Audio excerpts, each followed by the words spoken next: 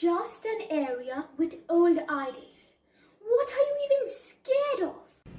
It's an area with old idols. That's exactly what I'm scared of.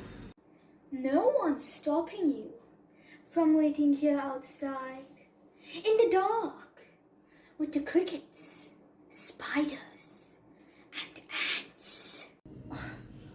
Fine, but we're leaving as soon as possible. Whoa! All of these are so intricate. I wonder how old they are. I'm sure we can find some background on them on a board somewhere. Let's just keep looking. Guys, I think something's moving in the corner there. Ire Pai, there's nothing there. Look, I'll go check if you're so scared. What are you kids doing here? It's past 5:30. You're not allowed back here. How did you get in? Well, we saw that the gates were open. And we're really interested in what was there. You are interested in these idols. Yes, we're really interested in these idols. Could you please tell us a little bit about them? Well, I'm glad you are.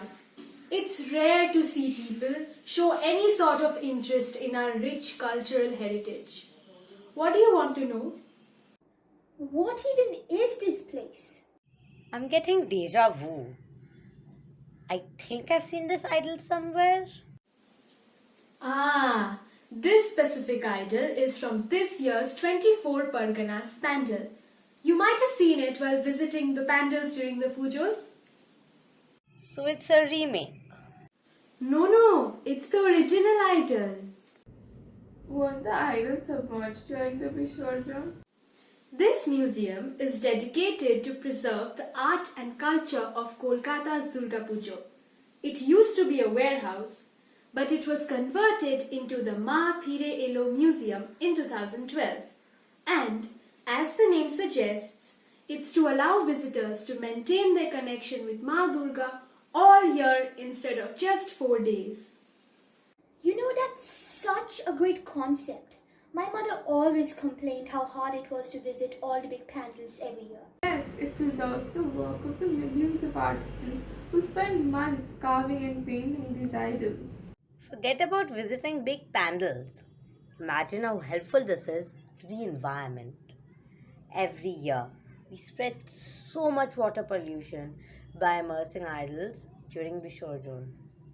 Most of them are made of clay and paints, which contain heavy metal which harm aquatic plants and animals and pollute the water.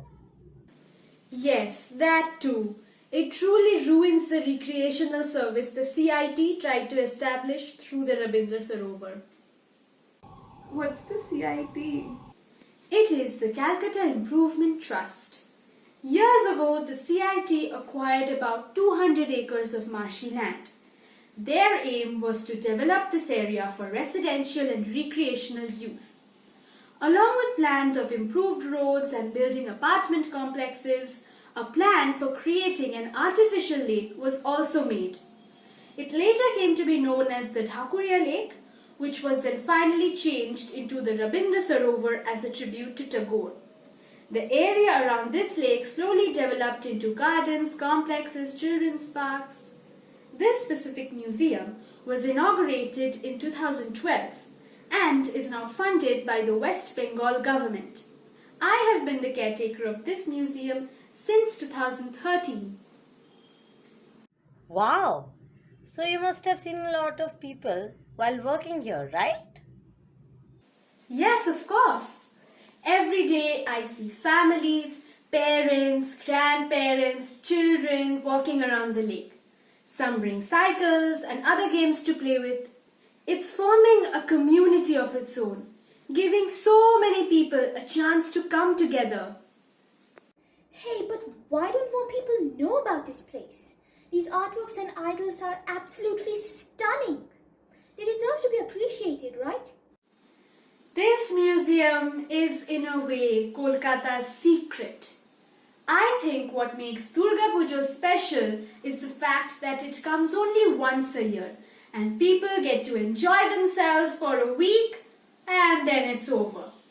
Without the time frame, the words "Ashche bochor abar hobe" lose meaning. This museum is here for the art enthusiasts, for those people to come at the end of Pujo to hold on to the festive mood for a little longer. Or maybe people are against the very idea of this museum because it goes against tradition.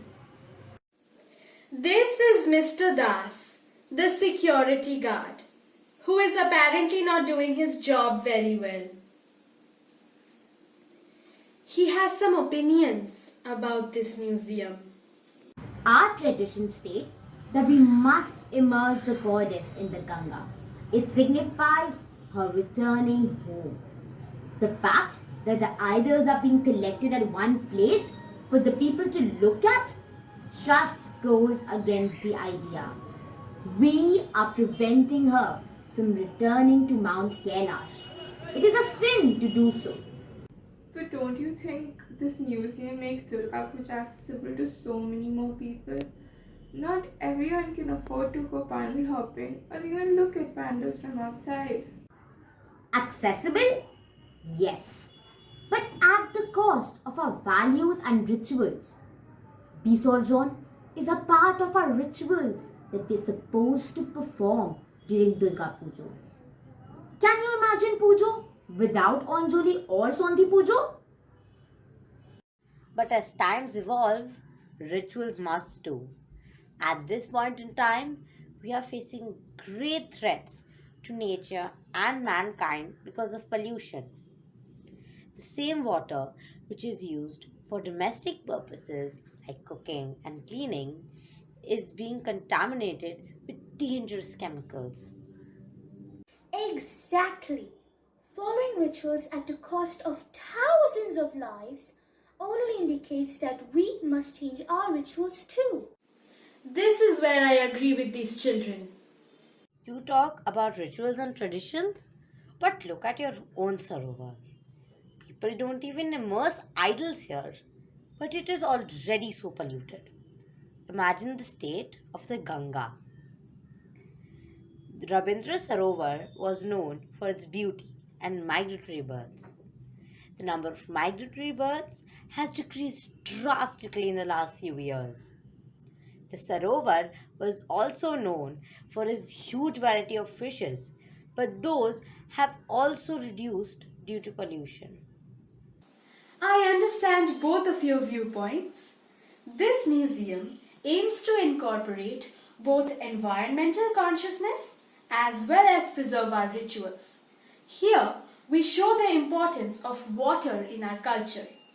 Instead of immersing the idols in our holy river, the Ganga, we keep them by another water body, the Rabindra Sarovar's lake. The sanctity and significance of water in our rituals is maintained while also protecting the water bodies and the vast marine life they house. Water, to us, is a symbol of wisdom and power as it continues to nurture this museum and our city of joy.